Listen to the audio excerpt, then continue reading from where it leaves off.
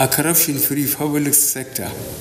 To achieve this transformation, we need a judicial system that dispenses justice without undue delay and technicality. And finally, we need ethical reorientation of the people to achieve this goal.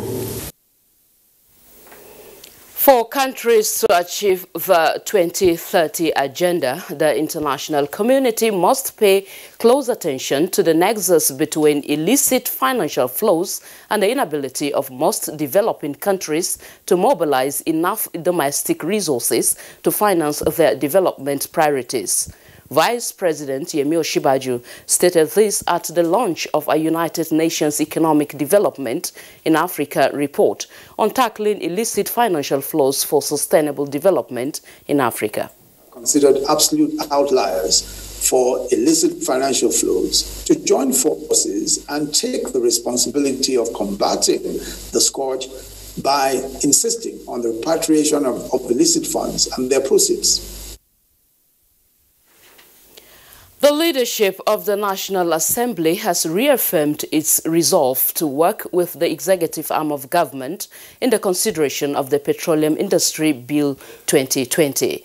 The two presiding officers of the National Assembly made this known at a meeting between the legislators and the Minister of State for Petroleum Resources, Timipre Silva, and the Group Managing Director of the Nigerian National Petroleum Corporation, Mele Kyari, on the focus and aims of the Petroleum Industry Bill 2020.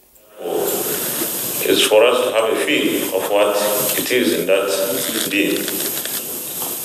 Try to make us understand everything that we need to understand. Its passage will not sacrifice thoroughness. Is to make Nigeria an attractive investment destination. Meanwhile, the National Assembly is to reconvene today after its annual recess. As part of activities lined up to celebrate Nigeria at 60, a historical arts exhibition is underway in Abuja, the nation's capital city. The event provides an avenue to showcase Nigeria's rich heritage to the world. Our togetherness is inherited from the major cultural streams and is reflected in the diversity of styles. I'm glad to note that our artists are not mere imitators. Rather, they work from intimate understanding, knowledge, and experience of local life. 23 federal ministries have developed a joint roadmap of workable strategies towards actualizing President Muhammadu Buhari's vision of lifting 100 million Nigerians out of poverty within 10 years. The Ministry of Special Duties and Intergovernmental Affairs is coordinating the Presidential Poverty Reduction Initiative. It has a ray of hope for all of us, so that for siting industry along economic corridors, you know where you are going to put these industries. If we want to get it right in empowering or flushing out poverty in this country, women must be in the center stage. Now to the update on COVID-19 cases in Nigeria. The Nigeria Center for Disease Control has reported 136 new cases of COVID-19 in the country. The latest figures show that Lagos has the highest with 71 new cases, followed by Rivers with 23, then Plateau with 12. Others are Adamawa and Oyo states have 6 each, Kaduna has 5, Abia and FCT have 3 new cases each. Katsina and Kwara also confirmed 2 new cases each, while Bauchi, Borno and Edo states recorded 1 new case each. As at 29th of September, Nigeria has 58,460 confirmed cases of COVID-19. Of these cases, 49,895 were treated and discharged, while 1,111 cases have died of the virus. That's the morning news for now. The program continues with Jumai and Kinsley after this break. Good morning.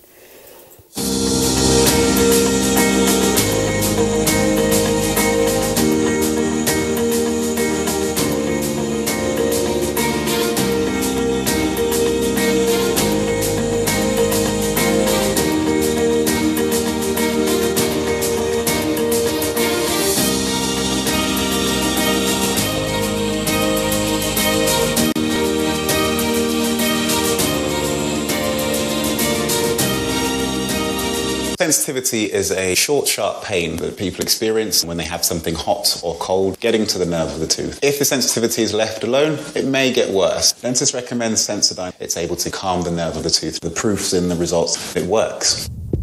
Sensitivity is a short, sharp pain that people experience when they have something hot or cold getting to the nerve of the tooth. If the sensitivity is left alone, it may get worse. Dentists recommend Sensodyne. It's able to calm the nerve of the tooth. The proof's in the results. It works.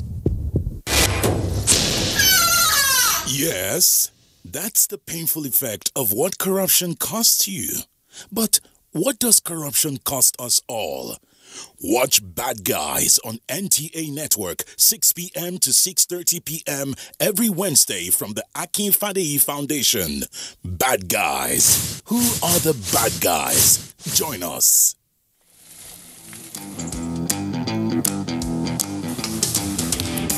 Guess what? What? I scored a hat trick today. Cool. Wow. And how did you celebrate? Just do your hands like this. And hold your nose like this. Body odor is caused by germs. That's why you need the new improved Dettol Cool Soap, which protects against 99.9% odor-causing germs with an extra burst of menthol freshness. Dettol, be 100% sure.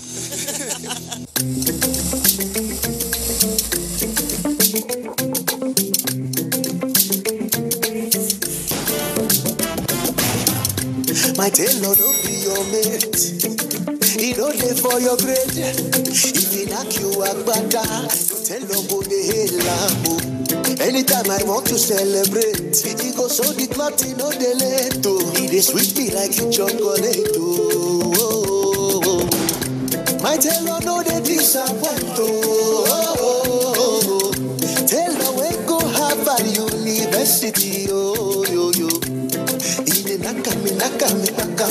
You don't go they jump like a baka. If you see my tailor, make that switch today and enjoy all calls at 11 kobo per second. Free data on every recharge and double data for 3 months on the network with the widest 4G coverage. Okay, my tailor. Airtel, the smartphone network. Welcome back. Capital market experts are optimistic that African Continental Free Trade Agreement will strengthen Nigeria's economy. Now let's join Kunle Adeyo for details. The Africa Continental Free Trade Agreement was to take off in July 2020 but had to be put on hold due to the outbreak of COVID-19. A professor of capital market, Uche Uwaleke, said the implementation of the Continental Free Trade Agreement will make the country's economy come out stronger. He emphasized that the capital market will attract more investors. After will be positive for the Nigeria's capital market, will be positive for the equities market in particular, because don't forget that AfTA is all about free trade.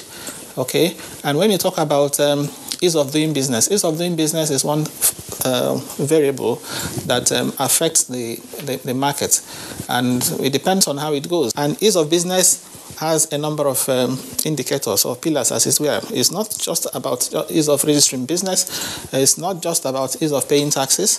It's also more about trading across borders. So once you can have ease of trading across borders, that counts, for us. And here are the details of Monday's tradings on the floor of the Nigerian Stock Exchange.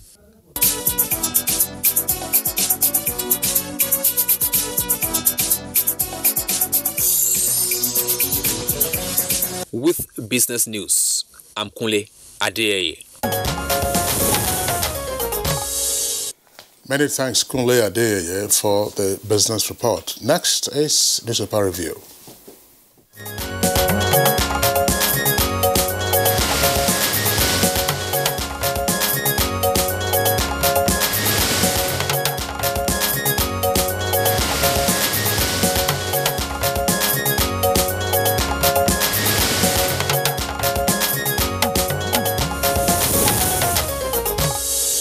And our newspaper reviewer, Bayo Tuvi, is in the studio. Good morning, Bayo. Thank you, Juma. Good morning.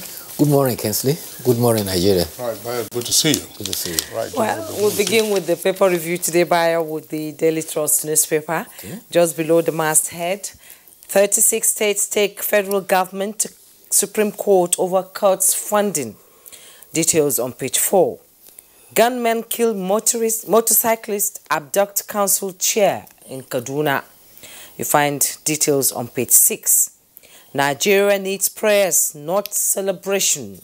That's coming from Gumi. Find that detail on page 9. And the bold headlines there, ICPC uncovers multi-billion naira TSA scam. With riders, says 2.67 billion school feeding money in personal accounts. Tax evasion, unapproved allowances rife in MDAs. Legislators convert constituency projects to personal use. It is not true, humanitarian minister, senators react. At the bottom plate of the Daily Trust newspaper, court finds Senator Abo 50 million for assaulting woman. Find the details on page 37. Federal government plans distribution of 2,000 buses. You find that on page 16. Nigerian traders in Ghana attempting suicide. You find the details there on page 37. And you see the graphic illustration of the breakdown of the 2.67 billion payment meant for school feeding during lockdown, ending in personal accounts. Kingsley? All right, we'll also take a look now at the front page of the Daily Sun newspaper. An earpiece that's beside the nameplate says, anger and disappointment trail Labour's suspension of strike. Anger and disappointment trail Labour's suspension of strike. Details on page 26. And bandits kidnap local government chairman in Kaduna South.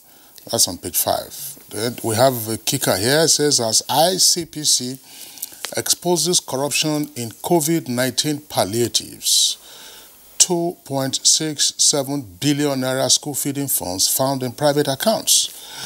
Another 2.5 billion naira in deceased Agric Ministry staff's account. And I'm determined to end corruption in all sectors. That's according to Buhari. Those are two riders to that lead headline. Details of the story on page 6. And then you also have on the front page, court fines senator 50 million naira for assaulting woman at sex toy shop. That's page 5. 36 states dragged federal government to Supreme Court over executive order number 10, page 8. I resign if Amechi mentions one thing he has done for Rivers as minister. And that's coming from Wike, and claims ex-governor left white elephants as legacy. Details on page 7. 2023 presidency. Start talking to APC and PDP now, ex-minister tells Igbo. That's page 8. Bayo. Well, let's look at the dominating stories there now on corruption. The chairman of the Independent Corrupt Practices and Related Offences Commission says his agency has discovered 2.67 billion on school feeding program found in private accounts. Professor Bolaji Owasanoye, who spoke at the summit of diminishing corruption, also added that 2.5 billion have been diverted by a deceased worker in the Ministry of Agriculture. That person also had 12 businesses, 18 buildings, and 25 plots. This was at the summit that was titled Together Against Corruption. I think that title, Togetherness, is apt and is in sync with the 60 years anniversary, Togetherness. But this time, we should all together fight corruption. Yeah. The ICPC also said they review the Treasury portal between January and August this year. And what did they found? They found out that infractions worth about 90 million has been committed by 72 of the 268 ministries, departments, and agencies. Under constituency executive project also, they said 722 projects were tracked in 16 states of the Federation. And what did they find? They found out that 59 contractors had abandoned their projects. And so ICPC had to compel them to go back to sites to continue to work for the money they have been paid. But the Nigerian Tribune has provided some clarification. The Ministry of Humanitarian Affairs, Disaster Management and Social Development has clarified that it is responsible for the school's feeding program for primary 1 to 3 in public schools.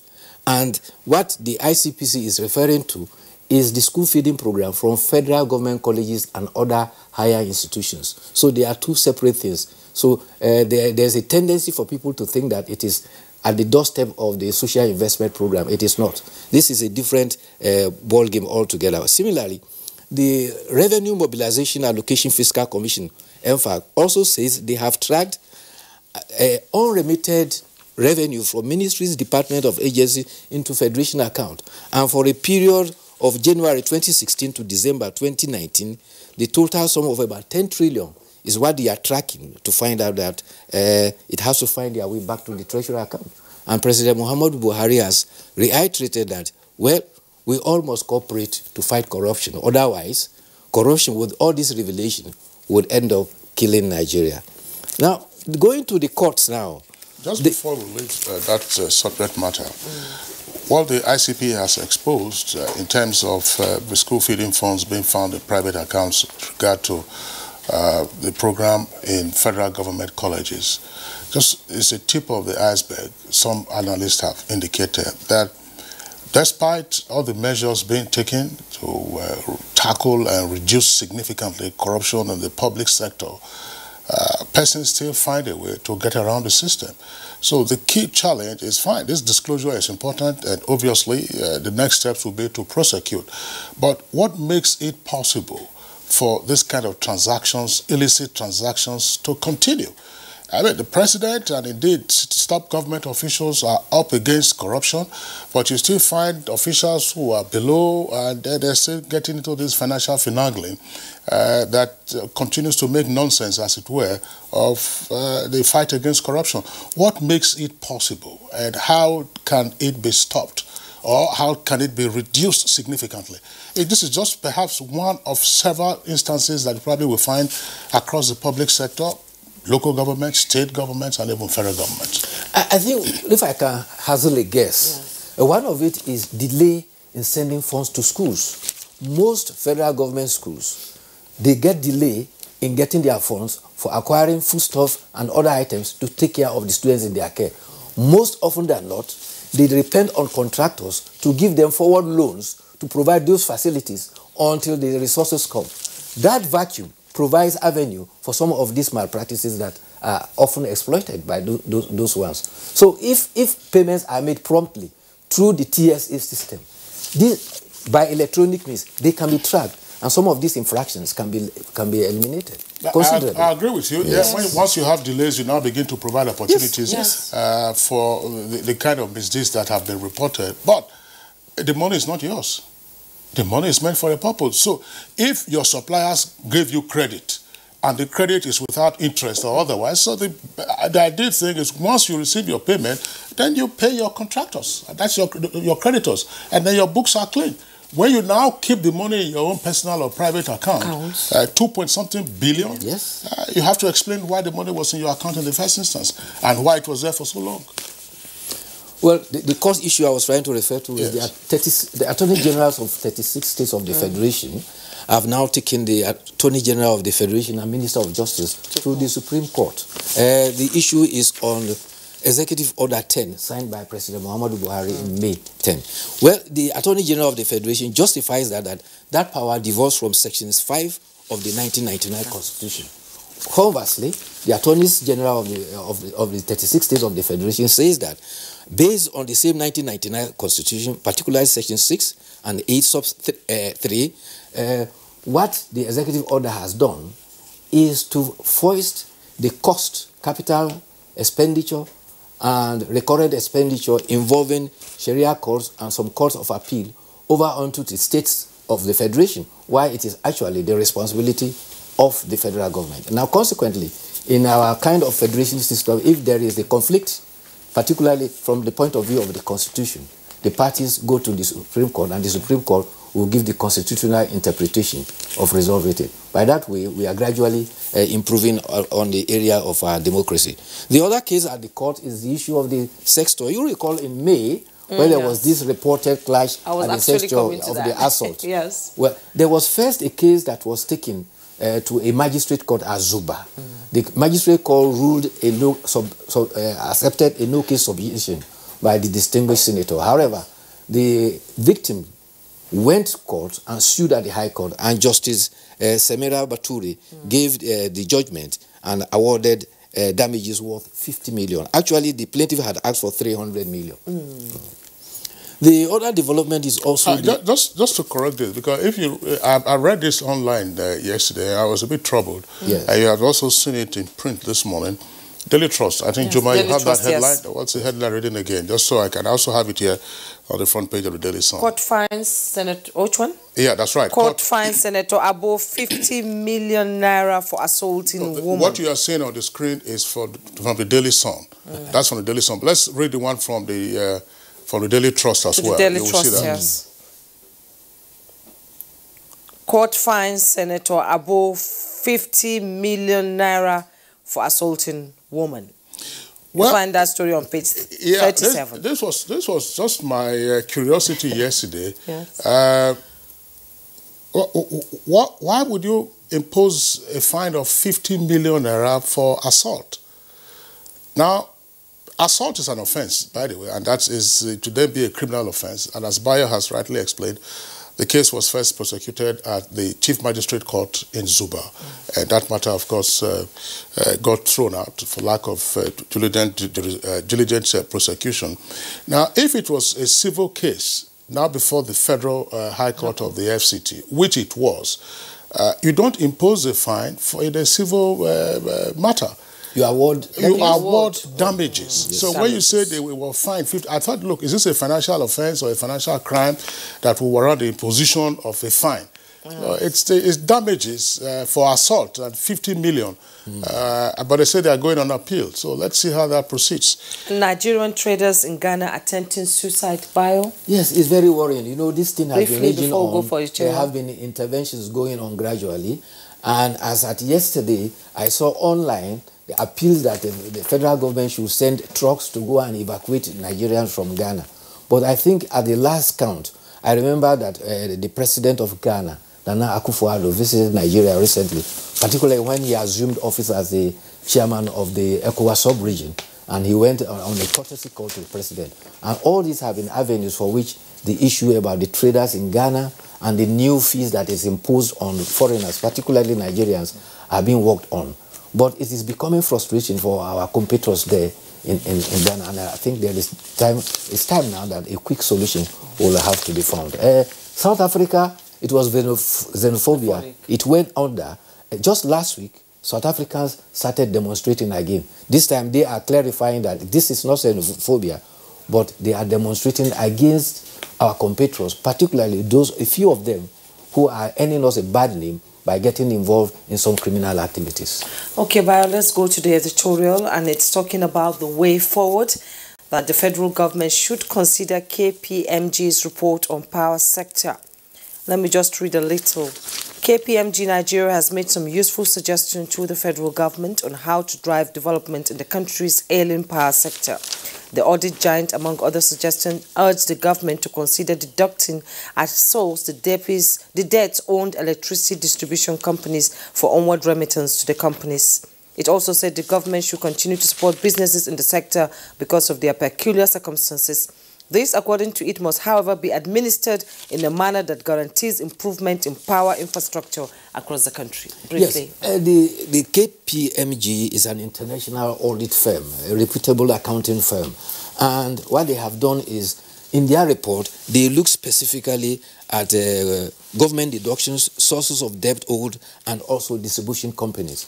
And they have confirmed that, yes, there has been era of impunity where military formations, ministries, departments, and agencies are owing electricity companies since the days of ECN, NEPA, and even now DISCOs. They are not paying, and therefore they are recommending that government must carry out this initiative of deducting what is owed by the distribution companies at source. However, KPMG is saying that the 98 billion which the discos are claiming is owed is an exaggeration. It certainly is not up to it. They also have made some recommendations. They said that government must ensure that its policy on electricity is consistent so that investors will be encouraged to invest their resources in it. And they have also recommended what they describe as prepay to enhance the cash flow of the agency. Prepay simply means that you pay first, buy your credit before you now consume. That ensures that there's cash paid in advance. But the danger is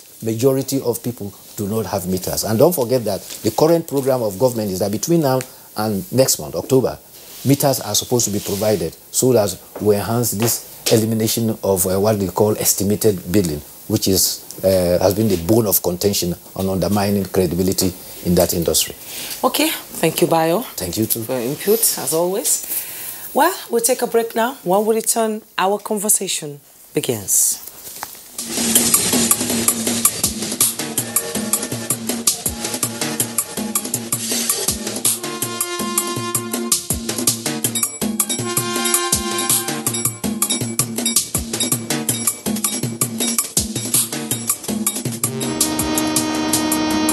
After years of inexplicable obscurity and deadly silence, the Itakpe-Ajaokuta-Alaja Warri raid line is climbing to renewed relevance.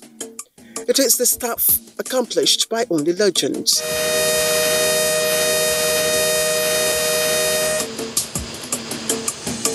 Beyond the picturesque allure which rail transport offers, the operation of rail lines stimulate economic growth by providing skilled and unskilled job opportunities and infallible spin-offs and economic gains for many Nigerians along the rail corridor. To drive the diversification of the economy, the Buhari administration reviewed the Railway Development Project in line with the 2002 Strategic Vision and Economic Recovery Growth Plan (ERGP). The Itakpe-Ajaokuta-Alaja Warri rail line is one of the prioritized rail modernization projects of the Buhari administration for commencement and completion. The story of Itakpe-Ajaokuta-Alaja Warri rail line is confronted with hard evidence of controversy and prolonged abandonment, which attests to more than 3 decades of enforcement, hope, and despair. The protracted project started during the administration of former military leader General Ibrahim Badamasi Babangida in 1987. The passion to resuscitate the moribund rail project resonated with the Buhari administration 28 years later in 2015. And with the firmer hands of President Buhari guiding the journey, what has been a topsy-turvy ride is finally on a smoother stretch.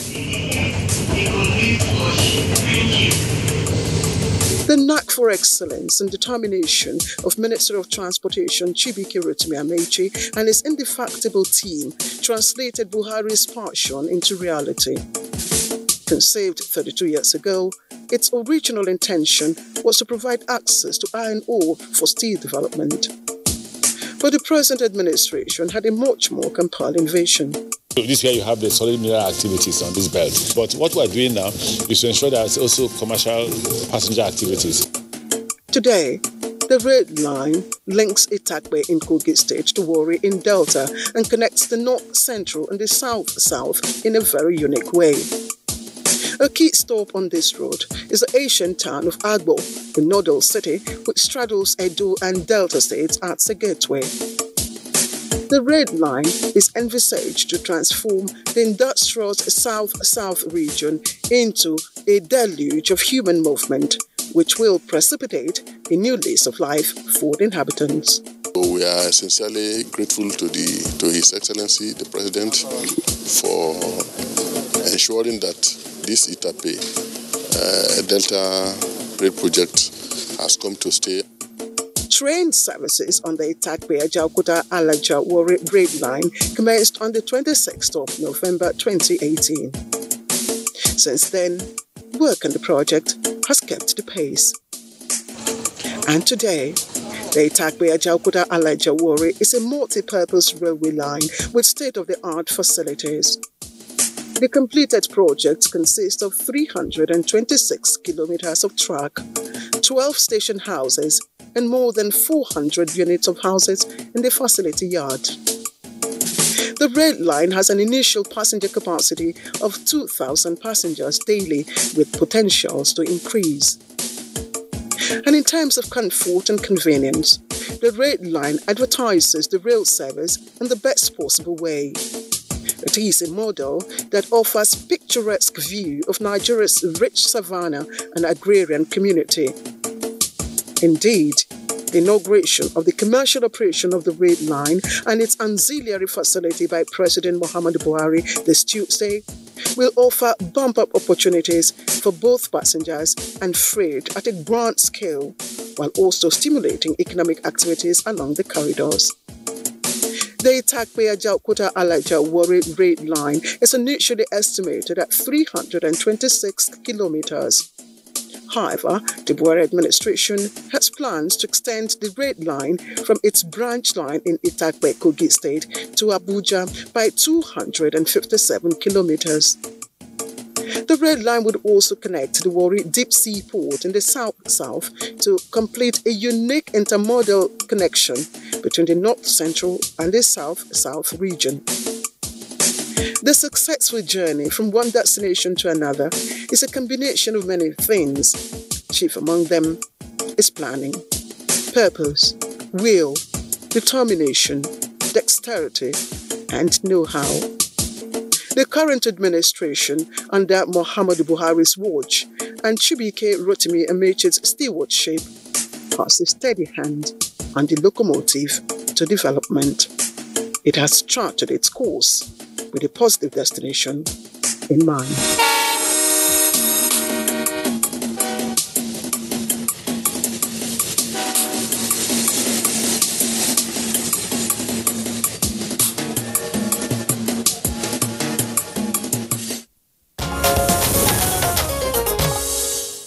You're welcome back. It is a well-known fact that every nation develops its own foreign policy to suit its developmental needs and how to interact with other nations of the world. And Nigeria is not an exception as it concentrates on Afrocentric policy.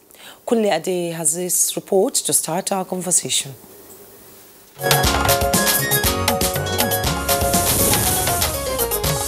Since Nigeria's independence in 1960, the phrase Africa as the centerpiece of Nigeria's foreign policy has been religiously implemented by successive governments from the days of Tafawa Balewa administration to present.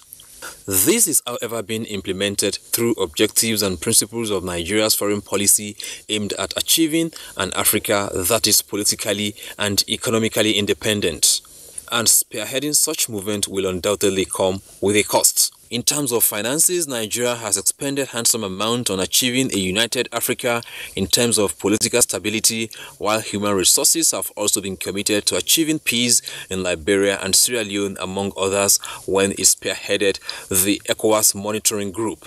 Between 1966 and 75, part of which was used to fight the civil war, Nigeria still pursued the agenda. Since then to date, the Afrocentric policy of Nigeria has not been eroded, even though various governments modified or adjusted the policy to achieve desired results depending on the leadership of Nigeria at a particular period. Nigeria, being the giant of Africa, has been sympathetic to the cause of Pan-Africanism and such championed the war against apartheid regime in South Africa and discrimination against the black race globally, as well as facilitates enthronement of democratic governance on the continent.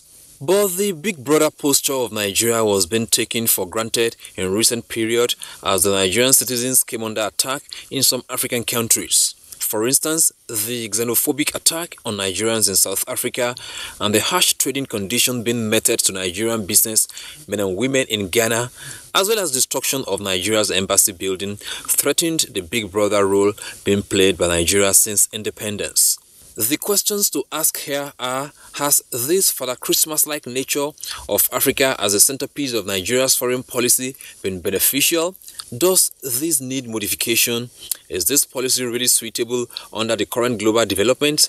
These and many more questions are yearning for answers as guests on Good Morning Nigeria will attend to them in a moment. Many thanks, Kunle Adeye, for that backgrounder. We have with us in the studios and also joining us via Zoom the following guests. First, let's welcome Ambassador Usman Sarki. He's currently directing staff at the National Institute of Policy and Strategic Studies, NIPS, at Kuru, near Jos. Ambassador Sarki is also former Deputy Permanent Rep of Nigeria to the United Nations in New York. Excellency, pleasure to have you with us. Thank you very much. Thank you. Pleasure to be with you. Also, here with us in the studios, would like to welcome Professor Jide Ofor Adibe. He's a professor of international relations and political science at Nasarawa State University in Kefi. Professor Adibe, delighted to have you with us on the program. Thank you. We also have in the studio Ambassador Chrissy Mbono, former Nigerian ambassador and permanent representative to Venezuela. It's good to have you join us, as always. Thank you very much for having me again. Okay, joining us via Zoom from Lagos is Professor Bola Akintirewa, former Director General, Nigerian Institute of International Affairs. It's a pleasure to have you join us. Thank you. All right, Professor Akintirewa, thanks a lot. Your Zoom connection is sharp, so better just take advantage of it because sometimes the LMS can get in the way. So beginning with you, Professor Akintirewa, tell us, shall we say therefore from a theoretical point of view, how has Nigeria's foreign policy initiative been since independence, along with its implementation? Thank you for the question. In 1960, we did have a foreign policy. In 2020, we do not have any foreign policy. Why? In 1960, we had foreign policy because of the situational reality of the time. Situational reality of the time can be expressed in different ways. One, Nigeria acceded to national sovereignty on October 1 in an environment of East-West Cold War, which prompted the decision that Nigeria will not be aligned to any party. Secondly, there was the issue of the crisis in the Congo. And because of the need for Pan-Africanism, which the report you gave rightly pointed to, Nigeria decided that it will be taking active part in the maintenance of peace, particularly in Africa. Thirdly, Nigeria believed in decolonization. But when you look at all these issues, in 2020, there is no East-West Cold War, although we now have a China-America Cold War emerging. Decolonization has been thrown into the dustbin of history. In 1963, if you want to recall, Jaja Washuku was Nigeria's second foreign minister. By that time, when Sylvanus Olympio was killed in Togo, Nigeria formulated an exception to the rule of the non-interference in the domestic affairs of any sovereign state, as provided for in Article 2, Paragraph 7 of the UN Charter. Nigeria formulated a segment to say, no, when our interest is at stake, a country like Togo, very friendly to Nigeria, we cannot close our eyes. Now, non-interference is no longer an issue as of today. Now we have the issue of apartheid. Nigeria developed an exceptional policy worldwide, and the policy was that no compromise with apartheid in whatever form. In fact, Jaja Washuku also made it clear that under no circumstance could apartheid be considered an internal affair of any other country. meaning now that Nigeria's foreign policy by that time was driven by a focus. But as at today, all these dynamics are no longer there. We have a foreign policy without focus. We are only reacting. Consequently, in answering your question as to what the situation is, we have a non-programmatic foreign policy that does not have any focus. We are at best reacting. And most unfortunately too, it is not that we do not have very serious, very seasoned foreign service officers. We really need to ask our question that Nigeria at 60, what really is wrong with us? We have very competent hands in this foreign ministry as far as I know. But why is it now that the expertise is no longer in use? That's my reaction for now. Okay, thank you very much, Professor Akinteriwa. We'll return to you in the course of the conversation. Let's bring in another Professor of International Relations, Professor Jide-Ofo Adibe. Professor Adibe, at dawn, Nigeria's foreign policy, Professor Akinyemi says, had a lot of clarity, just not in tone, but also in enunciation and going forward. Has that initial or original idea of our foreign policy been carried on up until now that we are 60 years old? Yeah, thank you very much. First of all, I'm not sure if I will agree very much with my brother, Professor Akinteriwa, that there is no foreign policy in 2020. In fact, the whole idea, if you say there is no foreign policy, that itself is a policy. I think what has changed is the environment, as you rightly pointed. In fact, for a long time, where Nigeria was accused of running a single-issue foreign policy that is being supportive of the anti-apartheid struggle in South Africa. That was the main driving force. And in fact, you see it a lot, especially during the Murtala Obasanjo regime, when it came into focus in Angola, when African Union, for example, was supporting a government of national unity. America was supporting a government of national unity between the three leading liberation movements, UNITA, FNLA, and MPLA. And as soon as Obasanjo, Murtala Mohammed realized that South Africa was even slightly involved with UNITA and FNLA, they immediately switched their support for MPLA. But the environment has changed. In fact, from the time of Jonathan, what you notice is that there's an increasing tendency towards economic diplomacy. And that you see it, for example, since 2005, in fact, if you get back to 2005, when suddenly Nigeria was made a member of Jim O'Neill, you know, a Goldman Sachs economist at that time, you know, developed what they called the N11. No, the 11 countries in the world that he tipped was going to be with the BRICS economy, the dominant players in the 21st century. And Nigeria made a list. I think from that time it got into our consciousness that we needed to play. Again, from the time you see that under Jonathan in 2010, they had a meeting, the National Economic Council came out and said, going forward, Nigeria was no longer going to play big brother role in Africa. It is now going to be driven by what it got in return. I have issues with that declaration, but what we can see is that there was a movement away. That doesn't mean that, you know, when you say Afro-centric policy, it doesn't mean that you are not interested in what is happening every other place.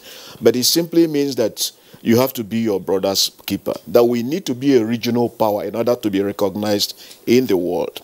So, you see, that it's changing. The world now is more about economic diplomacy, as opposed to the era of East-West rivalry, the time of anti-colonial, apartheid struggle. That era is gone. We're in a new phase where economic diplomacy and international economic relations has taken dominance. Okay, thank you so much, Professor. Professor Jide-Ofo will now come back to you in the course of the discussion. Let's now link up with Ambassador Christie. Let's balance the equation. Let me talk to you woman to woman now. You know, he has, Professor Akinteriwa described the foreign policy then in the 1960s that it was driven by focus. I would like to ask you, what has the dynamics changed?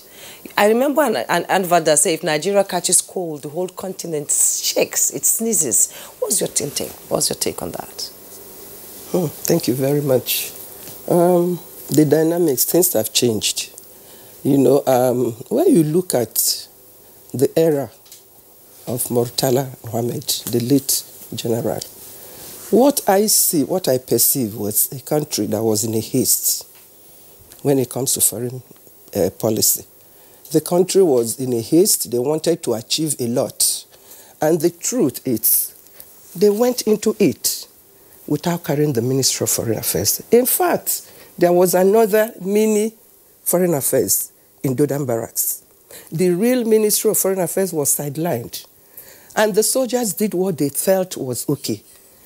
You know, there was this, you know, soldiers, the way they work. You know, the Prof mentioned an Angolan party where Nigeria sold a lot. I read $20 million was given to this party with arms. And what did we get in return? The same benefactor that gave them this money, i.e. Murtala, was assassinated. We did not hear anything from this government for 3 months. So tell me, how could you sow so much and reap nothing? The Prof said he didn't agree. The truth is that we sowed a lot and we did not gain anything. The dynamics were there, but we did not just gain anything. Father Christmas is even an understatement for me. You know, we squandered the whole goodwill. And it's a currency you use when you are in diplomacy or international relations or diplomatic intercourse, goodwill. Whatever you sow, there must be a price tag.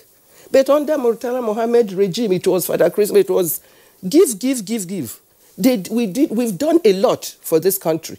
I'm happy he mentioned, when I look at what they are doing to our people in South Africa, I'm like, hey, this was the country that I personally, as a diplomat, I fought for. We burnt midnight candles in Geneva, fighting resolutions upon resolutions. I was a member of the Subcommission on Human Rights for 19 years. And we had this powerful list. They call it naming and shaming. All the countries that were doing businesses with South Africa appeared on that list. So during the meeting, every country would be named and shamed. So many countries were removing. All they wanted was their names to be out.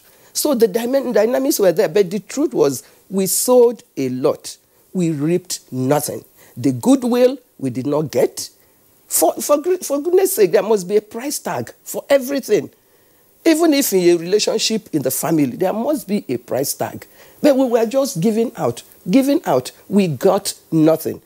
And I hope when we are going to be asked recommendation, that era of Father Christmas, that era of giving and getting nothing will be a thing of the past. Now, you sit down, you talk about, you want something from us, what is the price tag? Goodwill?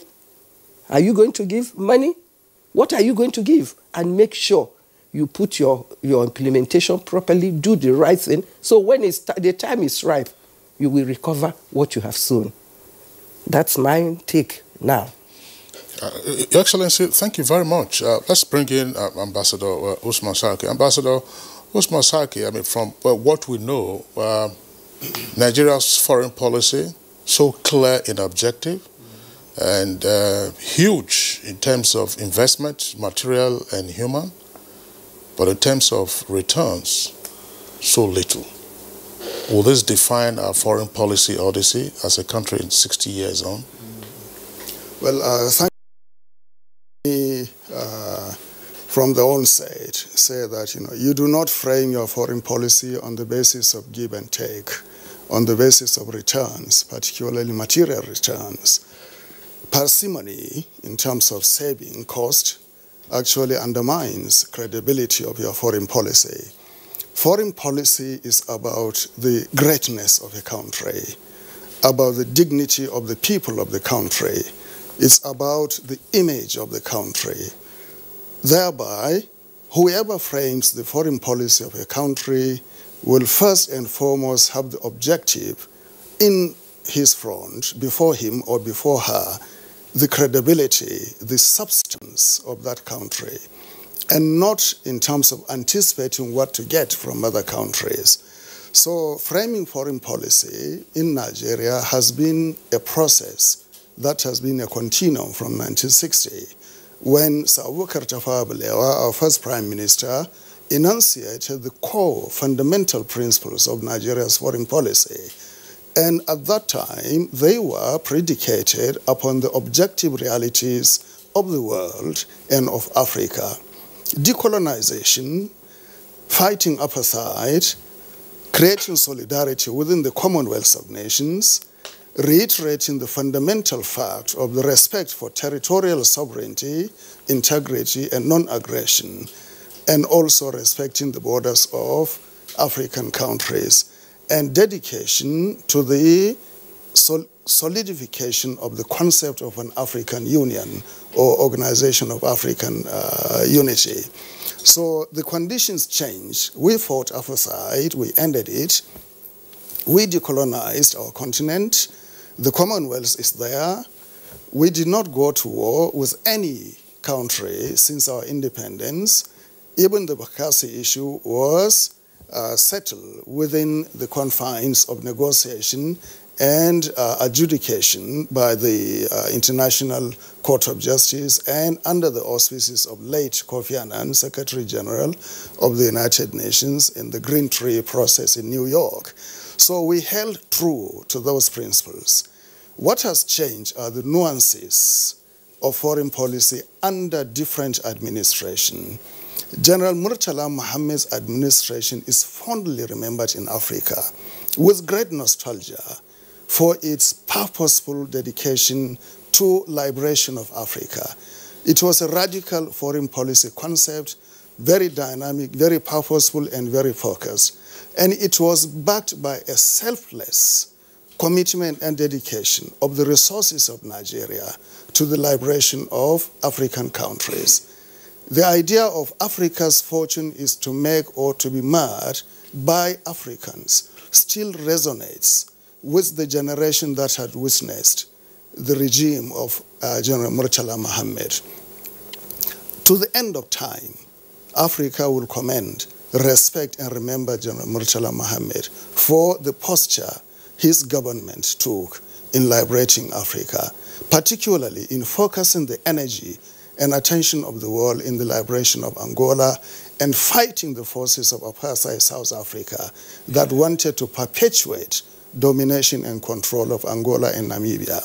Having said so, I refer to the nuances that were changing under different administration, and those we can clearly see them as watershed or landmarks in our foreign policy evolution and development. Professor Bolaji Akinyemi, whom you mentioned, came up with the idea of concert of medium powers.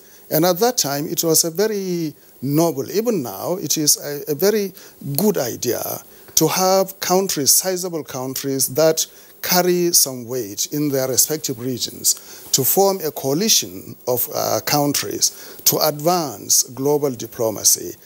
So now the BRICS concept, for instance, is actually a modification of the concept of medium powers. Professor Ibrahim Gambari, when he was a minister, came up with the idea of concentric circles of foreign policy. General Ike Nwachukwu came up with the idea of economic diplomacy. Late Chief Ojo Madueke came up with the idea of people's diplomacy. So you find that along the line, different ministries or ministers will conceive their own ideas about diplomacy, but without substantially changing the structure, principles, and foundations of Nigeria's foreign policy. I want to refer us to the Kuru Declaration, I think it was 1986, that reiterated the dynamic and radical posture of Nigeria's foreign policy. It did not emphasize the idea of reciprocity in terms of getting something for giving your support to Africa. It is implicit in the nature of the construction of Nigeria, its size and resources and population, that Nigeria should lead Africa without demanding for returns. It is a principle ingrained and conferred upon us by providence in terms of who we are, what we are. So to emphasize the idea that we must get something from Mali or from Central African Republic or Guinea-Bissau, I think it is to really denigrate our position in terms of advancing the interests of the continent. What do you expect to get from Guinea-Bissau? What will you expect to get from Mali? What you will expect is in terms of particularly their own solidarity, empathy, and support in situations where you call for it. Nigeria's return to the Security Council in short periods of time is unprecedented in Africa, and that is because of the respect we enjoy in the continent, that we frequently come back to the Security Council in the United Nations. And Nigeria, being the permanent member of the Peace and Security Council of the African Union, is a dignity that was conferred upon us by African countries in realization and in commendation of the position we have taken to lead Africa in terms of creating situations that will favor the enhancement of the dignity of the black man and the black woman. So I don't really attach myself so solidly to the idea that we don't have a foreign policy in 2020. Under President Muhammadu Buhari, foreign policy is either declarative, assertive, or is implicit.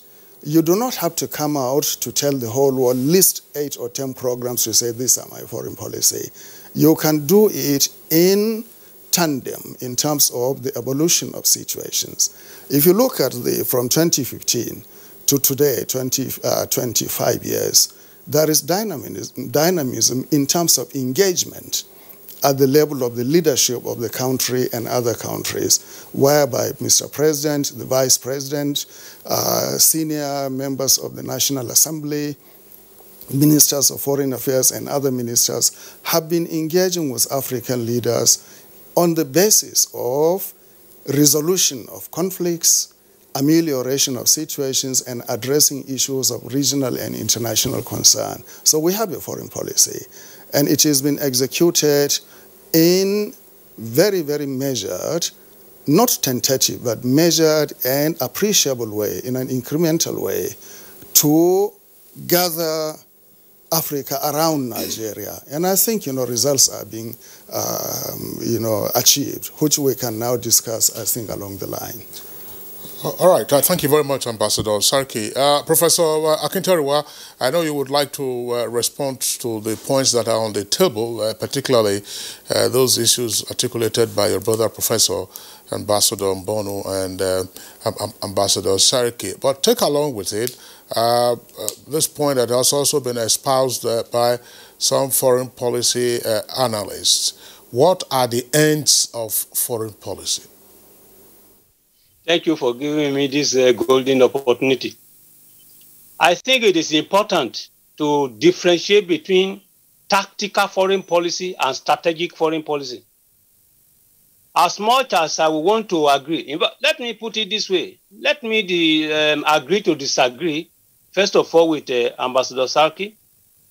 Agree essentially with Ambassador Mbonu, my sister, because when Ambassador Sarki is saying foreign policy is not meant, it's not a question of giving and taking. He's right, only to a very limited extent. Let's put the record straight, first of all. In the report that we were given in the beginning, I heard, and if I heard well, that Africa was centerpiece in 1960. That was not correct. What was correct was the use of the word cornerstone. Africa was taken as the cornerstone of Nigeria's foreign policy in 1960.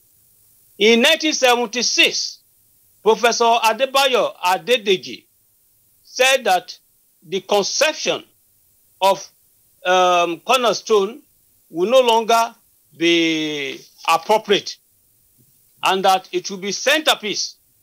And in this case, with effect from 1976, the conception changed to Africa as centerpiece. We need to find out why the change in conception. And that will now enable Ambassador Sarki to know the limitations of the argument he's bringing to us. First of all, in this case, I agree with Ambassador Sarki that there were some dynamics. He pointed to the issue of decolonization, de-apartheidization, and so on and so forth. Those, all the things that they are all talking about, they fall within the framework of the instruments of foreign policy.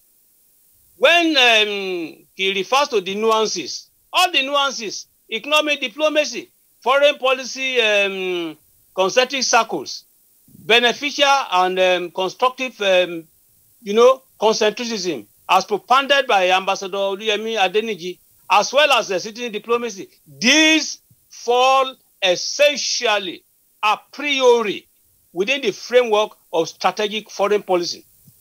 A foreign policy precisely begins with its definition of a focus. What are you targeting? Ambassador Sarki was right by now referring to the period of Murtala Mohammed. The focus of foreign policy by that time was basically liberation of Africa, black dignity. Don't forget, it was on this basis that we did have in 1977 the FESTAC, Festival of African Arts. So at that level, let me put the case for Ambassador Sarki, meanwhile, aside. We'll come to it. Now, I'm surprised that Professor Adibe, my colleague, can be saying that there is a foreign policy in 2020. The issue now is how do you define foreign policy, first of all? Either you look at it as a decision, a policy as a decision. You look at it as a process. But the basic points there, if you now want to look at the example given by Ambassador Sarki, referring to Professor Bolaji Akinyemi's concert of medium powers, which later became Lagos Forum. What was it for? The focus by that time was that Akinyemi considered that Nigeria needed to be relevant in international politics. But the wherewithal, the means, we were not even a great power, not to talk of being a superpower, being able to project national interest worldwide. But he looked at it to say, what about the medium powers? At least we can still be relevant without having a vibrant economic situation. People argued by that time that you cannot operate effectively, efficiently worldwide if the domestic setting was not good. But he came up with an idea that, look, what if we are able to do this? Have we forgotten that it's the same Bolaji Akinyemi that came up with the idea of a technical aid corps, which is also now a major instrument of Nigeria's foreign policy? So when we are talking about no foreign policy, please, what happened? As at last year, let's look at the example of this year. This George Floyd in America, he was killed very brutally. I only wish that you have read the article by Ambassador, I will remember his name. He wrote an article to say Nigeria did not make any pronouncement. We didn't say anything. You could see a black man. Now, you see a policeman putting his leg, his knee on his neck, now to break his cervical vertebrae. For God's sake, Nigeria kept quiet. Where is the foreign policy? Now, in China, xenophobic attacks, the reactions on daily basis, the foreign minister, Onyama, is most competent, very free-willing to say Nigeria is concerned. That's the diplomatic language. We are always concerned about all these reactions. Always concerned. When you look at Article 27, Paragraph 1 of the Ghanaian Investment Code, which says that, look, any foreign businesses, any foreigners cannot engage in petty trading and requiring the payment of $300,000 by all of them. Now, what was our reaction? Is the government of Nigeria, the foreign minister, claiming not to know? And for him to have reacted that this one is not consistent with the rules established by the ECOWAS. Now, the reaction, Vienna Convention, for God's sake, the Ghanaians went to the extent, the Ghanaian government went to the extent of allowing private individuals to aggress our diplomatic mission. And now we come to Ambassador Mbonu. She rightly pointed out that, yes, we give much. We are not reaping much. It's not talking about financial gains. Please look at the example. I remember it will be 2008, around that time. Nigeria was seeking the position of a membership of the Security Council.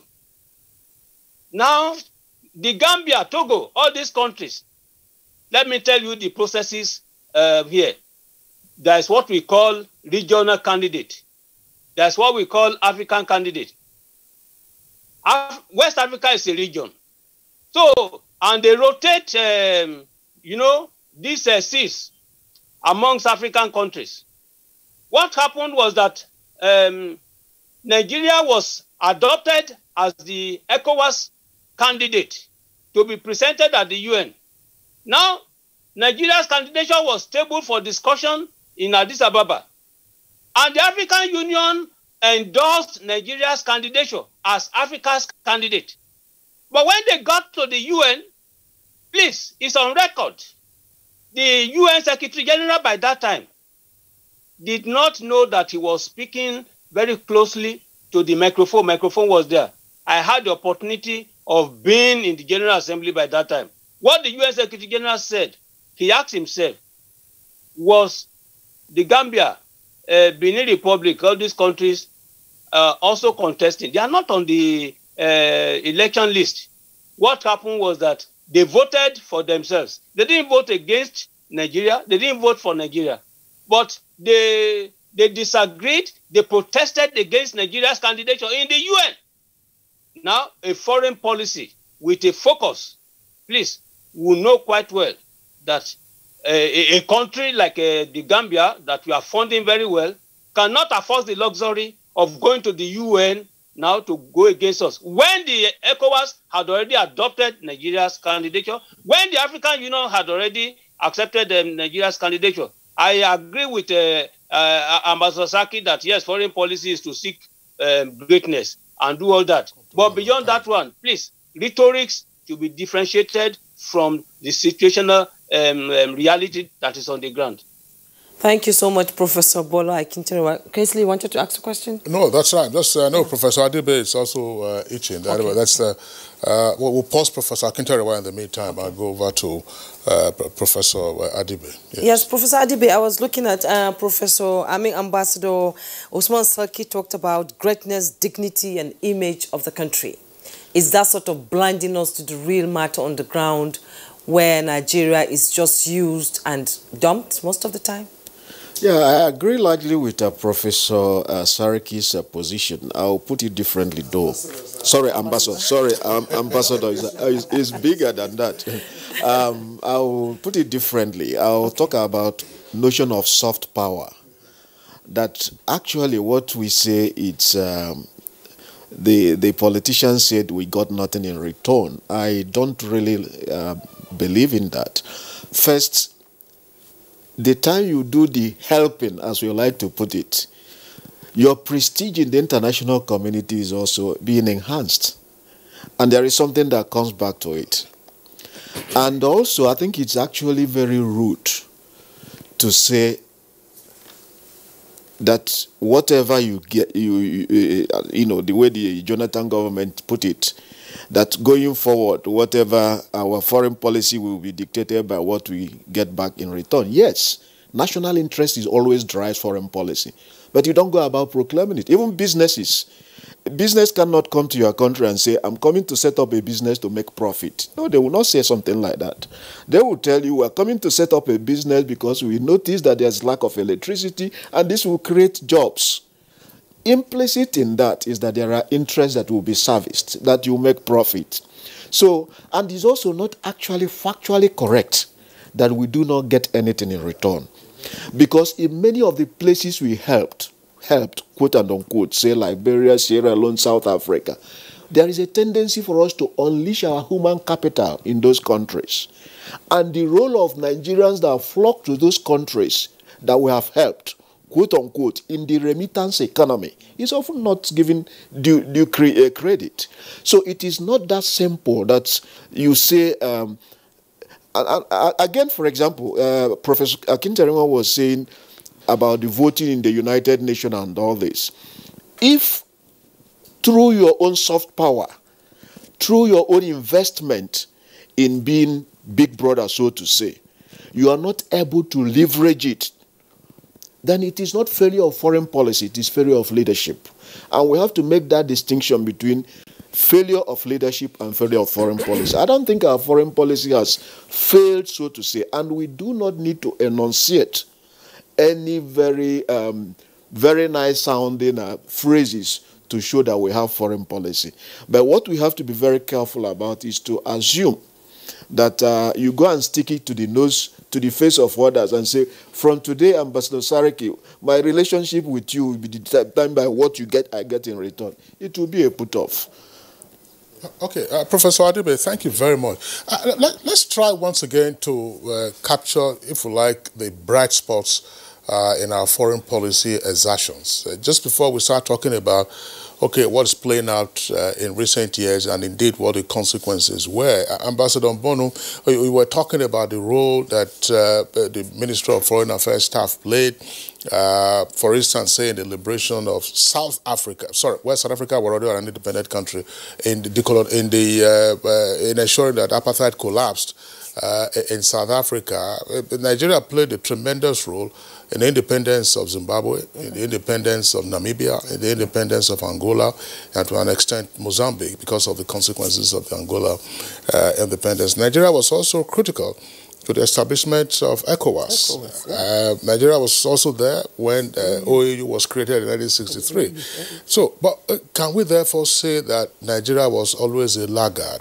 Nigeria went ahead to say, look, Africa is, whether we say corner piece or centerpiece of our foreign policy, Nigeria stepped forward, even though some persons might argue, as you were pointing out a while ago, that sometimes we tended to back the wrong horse, as we found in, say, in Angola in the first instance and also in Zimbabwe. Let me, Professor Akintarenwa gave an example which apply. I'm a pragmatist in everything I do. I don't believe in this big theory. I believe in whatever you're doing, as a pragmatist, that's who I am. I say it everywhere. Let me give an example because he cited it. He said he listened to the microphone. I was going for an election because we were members of a UN subcommission on human rights. You go there on your personal capacity. I was going with my then permanent secretary. It was a 4-year thing.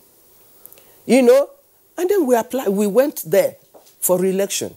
Usually, all the other groups will sort themselves out. There are 2 slots, they will pick 2 people. 3 slots, they pick 3. Africa will go with this unwieldy number. 13 came looking for 2 slots. Amongst them, Togo, Benin, Liberia, and Sierra Leone that we just liberated. We fought for Liberia. ECOMOG, our people died, we spent money. Then we went for this re-election. Do you know the president, the minister were able to reach the other members, they stepped down. Liberia, I will not forget, it's like yesterday, refused to step down for us. And this was something we were using to fight to dismantle apartheid and to liberate the other colonized countries. It was a tug of war until our president, I think the lady, I think Salif something, the lady president, was called to tell the member to step down.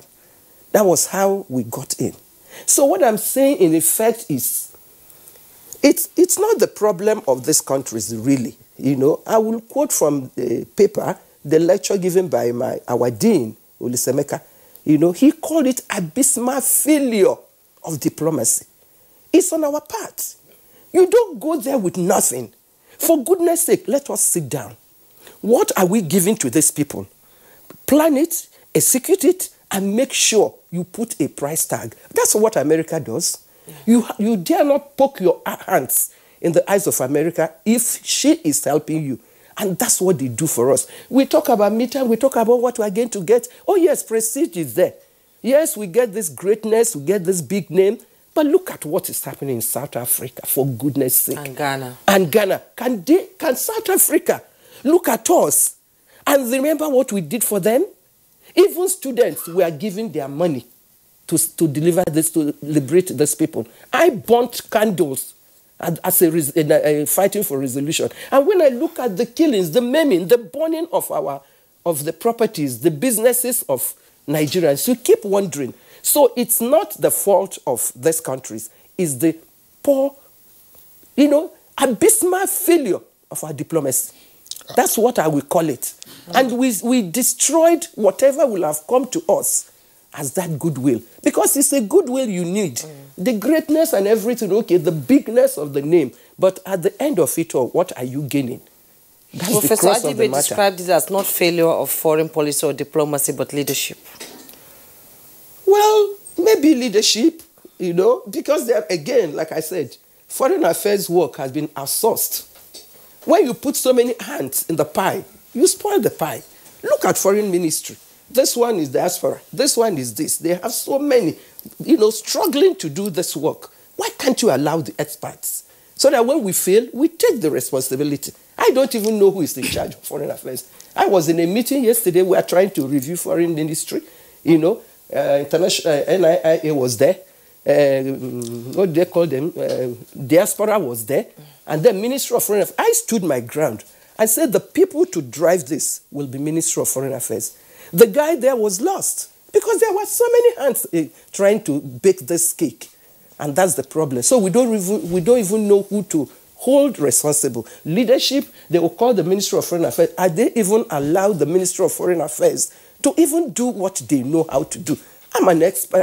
I'm a foreign affairs officer for 35 years. Will you allow us to do it? Everybody is an expert. It's just like sports. Excuse me. You have everybody now commenting on sports, even those who know it.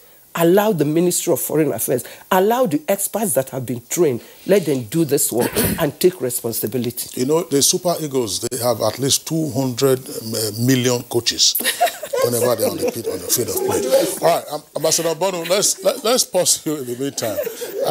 Ambassador Usman Sarki. No, we have to let... we're supposed to sign off.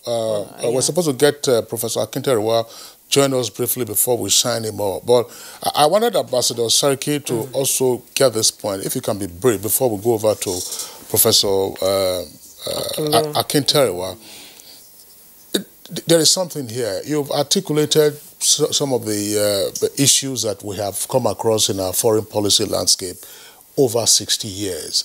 And you've also talked about some of the activities, some of the exertions. Now, when you say that all of this can be tied to image, greatness, and dignity of the people, and therefore leadership, why is it that in terms of the leadership dividend, at critical moments, Nigeria fails to rally the rest of Africa, either behind a candidate or behind a specific issue or otherwise? I mean, it looks like the leadership that the rest of Africa looks forward to us is subscription dues, donations and gifts and so on and so forth. What's your take on this, Ambassador? Yeah, thank you very much. You may be right to an extent in terms of the tangible material worth and the demonstration of empathy from the African countries towards Nigeria. But remember that foreign policy is engagement with other actors. And those other actors also have their peculiarities, they have their interests, and they have their inclinations.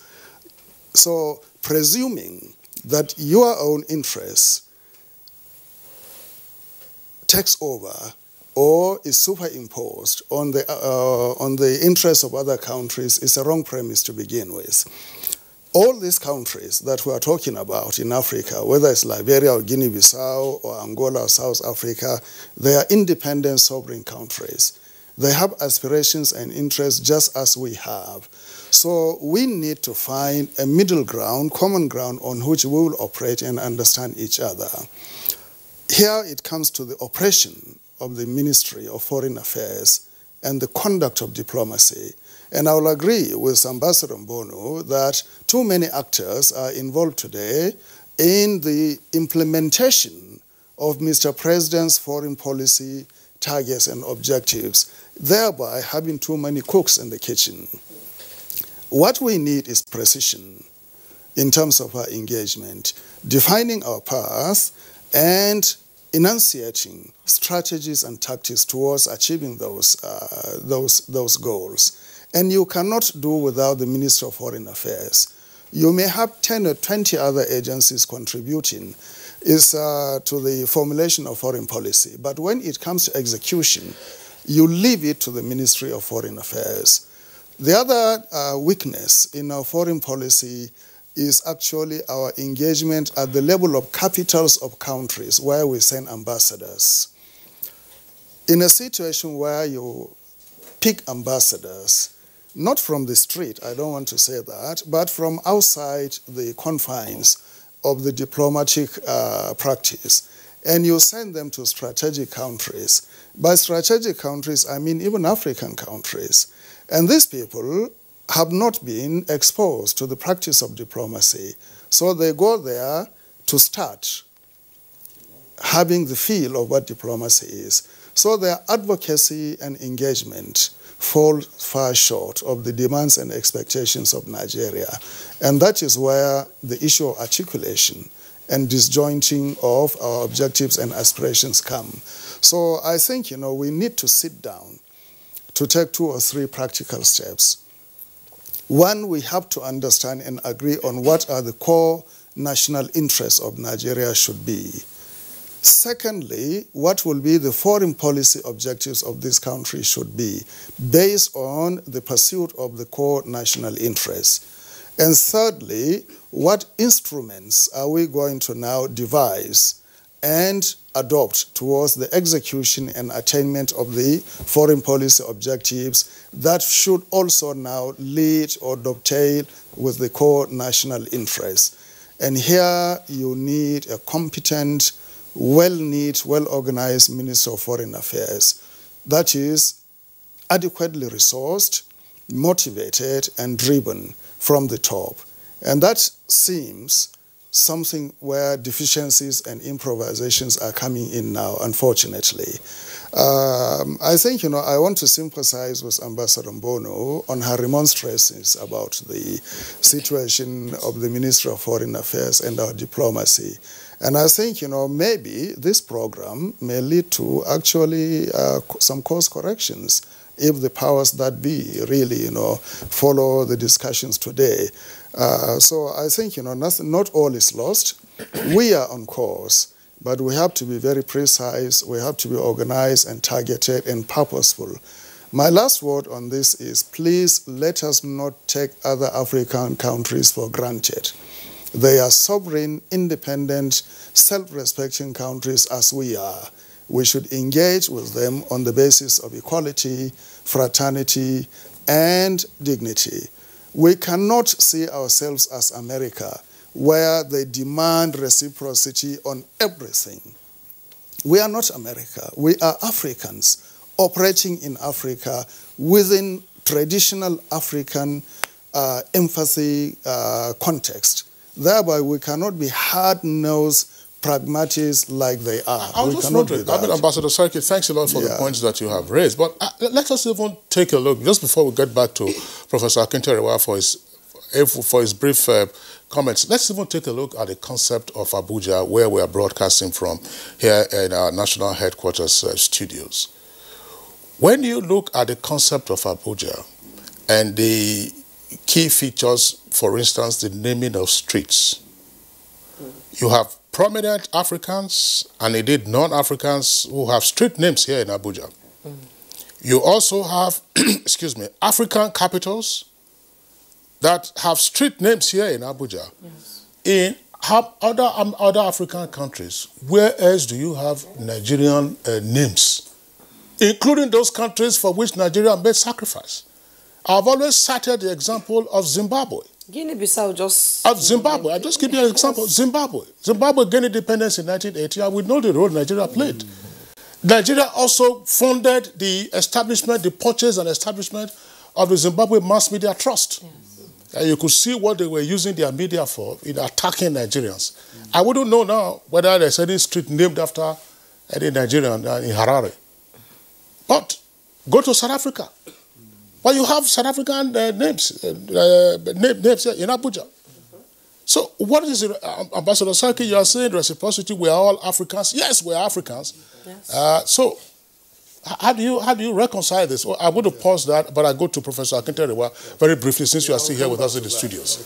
Professor Akinteriwa, let's get your closing thoughts on these issues. Sir, you will live very, very long.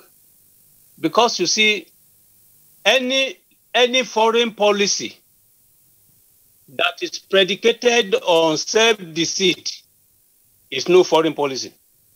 Any foreign policy that is the focus, the interest is not known to the people of Nigeria is not a foreign policy. Why you will live long is because, look, you are drawing attention to reality. Now you have asked, when Alaba Ogunsanwo was a high commissioner with a concurrent mandate in those places, he complained that, look, why is it that in all these places we could not have the name of an Nnamdi Azikiwe, a Tafawa Balewa, who announced on October 7 that Nigeria's policy would seek to protect black dignity and all those things. Our name is not there. Please, you see, Buba Marwa, when he was High Commissioner to South Africa, he drew attention of the government of Nigeria to a radio television program, according to which one of the interlocutors on the program said that Nigeria participated in the anti-apartheid struggle for economic motivational purposes, not for altruism. And he advised that there was the need to put on record what Nigeria did in the anti-apartheid struggle. So all these African brothers that we are talking about, they do not recognize, they do not see any goodness in what Nigeria is trying to do. Second point, let me explain Agboola Gambari's foreign policy concentric circles and Olu Adeniji's concept of constructive concentricism. Professor Gambari suggested the idea of foreign policy concentricism in terms of operational areas. He divided the whole world into 4 concentric circles. The innermost circle comprises Nigeria and the immediate neighbors. He included the immediate neighbors considering that the security interests of Nigeria and those of the immediate neighbors are intertwined.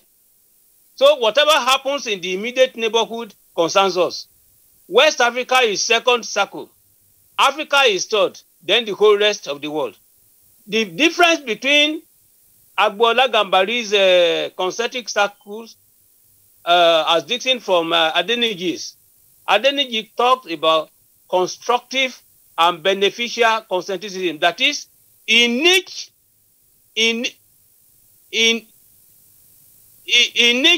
concentric circle, what is Nigeria's national interest? Akinteriwa, please, can you be brief and sign off because we are really running out of time? Well, let me conclude by saying that, look, if, for instance, we are to have foreign policy in 2020. The issue is not just being American or not. Please, let there be Nigerianness in our foreign policy. And I am proposing that the new trust should be Nigerianocentrism as the foundation of Afrocentrism in Nigeria's foreign policy. And that one we can always explain the contents.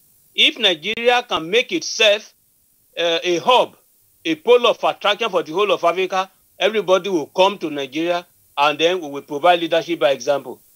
Professor Bola Akinchirinwa, former Director General, Nigerian Institute of International Affairs, thank you so much for your input on this topic. We appreciate you. Thank you. Thank you for having me. We'll take a break now. When we return, we'll continue with our conversation. Hot chocolate 3-in-1, a delicious combination of rich cocoa and wholesome goodness of milk. Just add hot water to get an instant chocolatey treat. Cadbury Hot Chocolate 3-in-1. Just add hot water. Candidates who applied for admission into Ahmadu Bello University NTA TV College degree program in mass communication for 2020-2021 academic session are invited to a post-UTME and direct entry screening exercise scheduled as follows. Date: 15th to 17th October 2020. Venue: NTA TV College premises, Rayfield, Jos. Time: 9 a.m. daily. Screening fee: 2,000 naira, paid through the remitter platform in any commercial bank in favor of NTA TV College, Jos. Eligible candidates are those who indicated NTA TV College as their first choice and scored 180 and above in the 2020 UTME examination. Candidates are expected to come along with the originals of their O-level certificates, JAMB slips, birth certificates, indigenship certificate and proof of payment. Direct entry candidates are expected to come along with their original diploma certificates, A-level results in addition to the other credentials mentioned above. Shortlisted candidates without O-level results will not be cleared by JAMB. Therefore, all candidates are advised to visit any JAMB office or accredited CBT center nearest to them to upload their O-level results. Wearing a face mask is compulsory for admittance into the college premises, in addition to strict observance of other COVID-19 safety protocols. Announcer, Registrar. Afro Culture presents First Nigerian Entertainment and Economic Roundtable, Lagos 2020. Theme: positioning the entertainment and creative industry to lead private sector role in supporting federal and state governments' efforts at achieving urgent economic diversification. The roundtable is supported by Federal Ministry of Finance, Budget and National Planning, Federal Ministry of Information and Culture, the Nigerian Television Authority, and Lagos State Government. For sponsorship and inquiries, call 0908-501-0000. Nigerian Entertainment and Economic Roundtable. Mainstreaming the entertainment and creative industry into the nation's economy.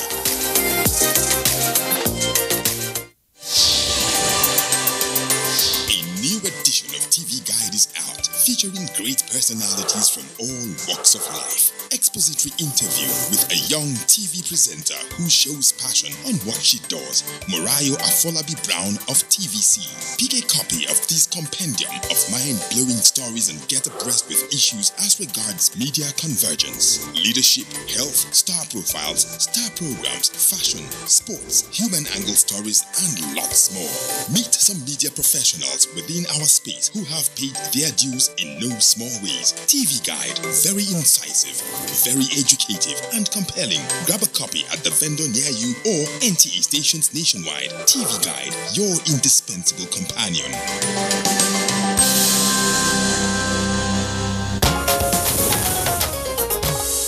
All right, you're still watching Good Morning Nigeria live on NTS network service. Just to indicate, of course, that this is otherwise a very broad subject matter, and today is our first time of touching on it. You can't, of course, be discussing foreign policy issues without looking at the parallel, which is the domestic affairs. So it's foreign policy in our 60-year history. It's as significant, of course, as some of the experiences that we've had on the domestic scene. We're, of course, going to have to return to this subject matter, Jumain. Yes. So in the interim, let's get the closing thoughts of our guests.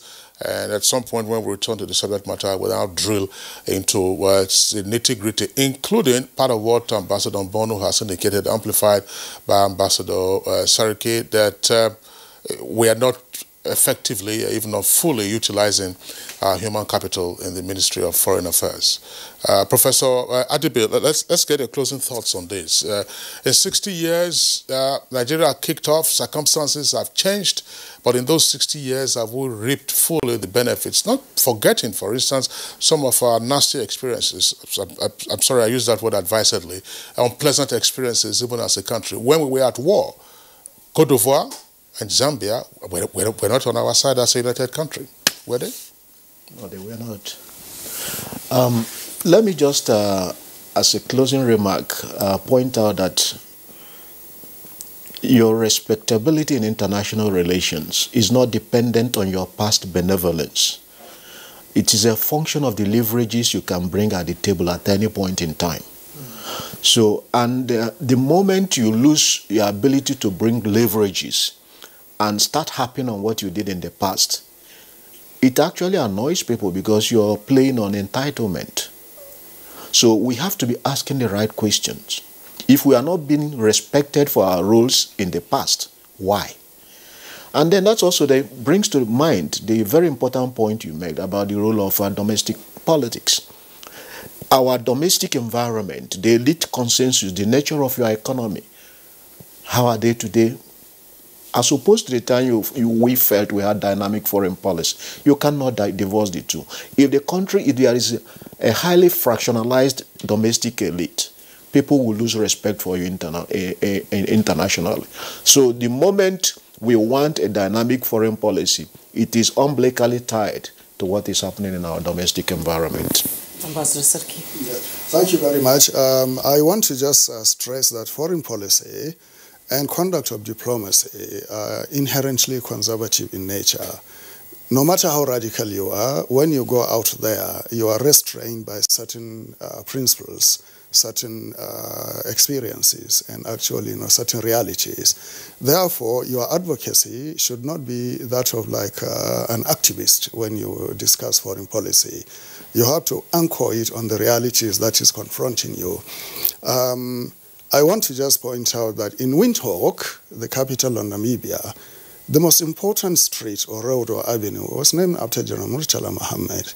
Our High Commission is located there, and I understand, I haven't been to that country, but I understand that the main offices of government are all situated on that road. So it was named deliberately after General Murtala Mohammed. Yesterday... SWAPO and former President Sam Nujoma are a different kettle of fish. Yeah, quite. And also, I think, recently in Guinea-Bissau, they named an avenue after President Muhammadu Buhari. So these are... You don't go as a foreign minister, like I can't imagine Ambassador, His Excellency Geoffrey Onyama, going to a capital in Zimbabwe somewhere and say, why didn't you name a street after us? I mean, you cannot allow your dignity to descend to that level. So I think I want us to be very cautious when we are making demands on our foreign policy. Well, all right, Ambassador Saraki, thanks a lot. It wasn't a question of making demands; it was just a question of reciprocity. If in Abuja here you've named streets after capitals and personages, it's just a point of curiosity. Nigerians would ask, "Oh, why not?" Let me also cite this example before I bring in Ambassador Mpono. I understand we don't have enough time. Nelson Mandela in 1994, just before the first non-racial elections, acknowledged to us Nigerian journalists in Johannesburg the role that Nigeria played. It met Tafawa Balewa, who was still Prime Minister in 1962 or so, and the amount that Tafawa Balewa gave to the liberation struggle when, of course, Nelson Mandela returned, and then they got arrested, and then the revolting trials, and he went into jail. But where is the acknowledgement of the role of Tafawa Balewa in the liberation struggle in South Africa? Ambassador Bono, we understand that we are pressed for time. You've made a point. Sorry, we will not be able to take your closing thoughts. That's what our director is telling us. We'll have you on some other time. Ambassador Christine Bono, former Nigerian ambassador and permanent representative of Africa, South America Cooperation in Caracas, Venezuela. Jide Ofo Adibe, Professor of International Relations and Post Science, Nasarawa State University, Kefi. Ambassador Usman Saraki, Directing Staff currently at NIPS, and former Deputy PAM Rep of Nigeria to United Nations in New York.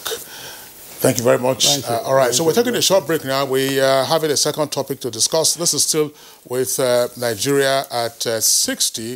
Of course, Nigeria at 60, we have a range of activities coming up for that particular event. And a big company, that's Coca-Cola, is also involved in this. In pursuit of its commitment to unite and uplift Nigerians, Coca-Cola is introducing Niger like never before, and it's said to be a refreshing initiative to celebrate Nigeria's 60th independence anniversary in grand style. So ahead of the Independence Day, Coca-Cola is calling on Nigerians to join you and other renowned music performers like Yemi Alade, Rema, and Tubaba in setting a world record for the largest number of people singing the national anthem at the same time. So the Niger Like Never Before initiative is an ode to the generous heart, extraordinary energy, and buoyant spirit of Nigerians, highlighting the unifying factor that music has on our people. And Coca-Cola is encouraging Nigerians to look beyond the desire to go back to the normal. So we have our guests who will be joining us to discuss this via Zoom from Lagos. Yusuf Murtala is a representative of Coca-Cola. I wouldn't know if the other guest is also there. All right, Yusuf Murtala, Coca-Cola rep, thank you very much for being with us on this occasion. We have already indicated what Niger Like Never Before would be like, that's to say, getting the largest number of persons to sing simultaneously the national anthem. But tell us, why is Coca-Cola getting involved in this? Thank you very much, and good morning, viewers at home. My name is Yusuf Murtala from Coca-Cola. So just to give us a bit of introduction, as you know, Coca-Cola, we had a campaign called Open Like Never Before. So Niger Like Never Before is a continuation of that campaign, where we are celebrating our 60th anniversary and independence of our country, right? We feel that it is a good time to leverage the unifying power of music to drive this. And also, as most people know, that Coca-Cola is about uplifting and uniting Nigerians. So we think there's no better time, right, than to celebrate our country, leveraging music. And then for that, we're going to have Cobams produce a song. There will be Two-Face, there will be Yemi Alade, and then, of course, we've got Rema. So for us, it's about leveraging all these artists and then coming together to create a virtual concert, right, to sing and appreciate our country as one. Where is the concert scheduled? When is it scheduled to hold, and where and what time? Oh, it is scheduled to hold on 1st of October. That's on Thursday.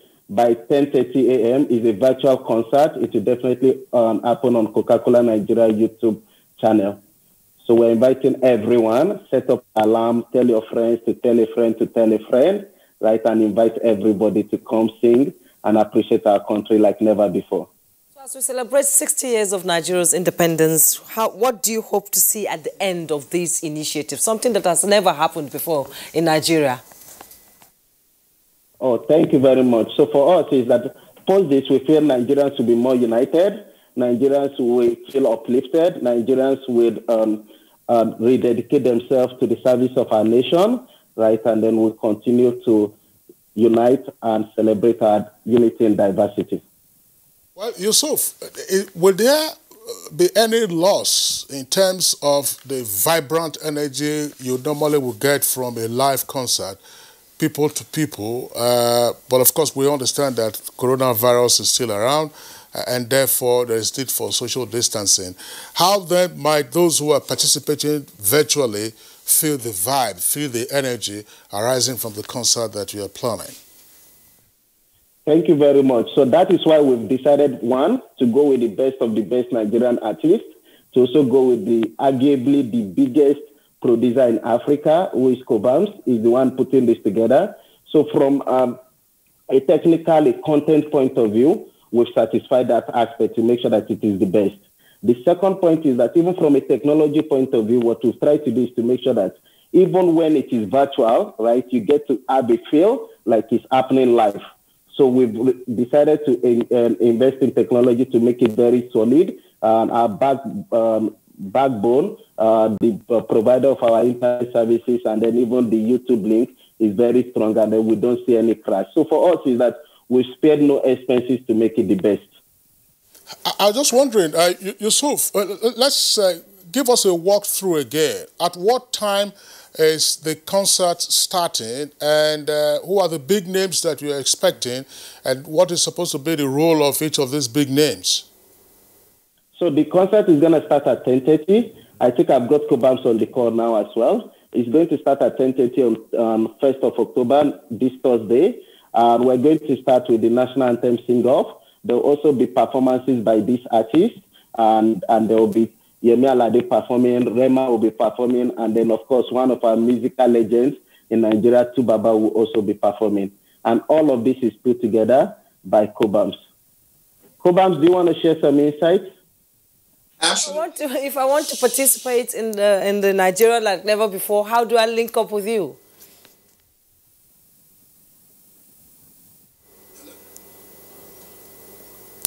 If I would like me, if I want to participate in the like Nigeria never before, you know, the national anthem, what is the link I should use to connect with you? Oh, so basically just go to www.youtube.com and then you search for Coca-Cola Nigeria, and then boom, you're on our YouTube channel. That's all. I just wondered, Yusuf, you were trying to bring on Cobams a while ago. Do you have him? You have him online now? Yes, Cobams is online. All right, Cobam, could you flip? We are seeing Cobam. I don't know. You look upside down, so sideways, or sideways rather, not upside down. If we can, if you could flip that. Can you flip it? If you could flip it anti-clockwise, just once, and then we'll see you more clearly. I'm not sure why that is so. All right, we don't know why it is so, but okay. So let's hear you. All right, so I'm definitely excited to be a part of this project. I'm just, you know, like the name connotes, it's Niger like never before. We've never turned 60. I think it's a very, very important marker in our history as a nation. You know, it's a coming of age of sorts.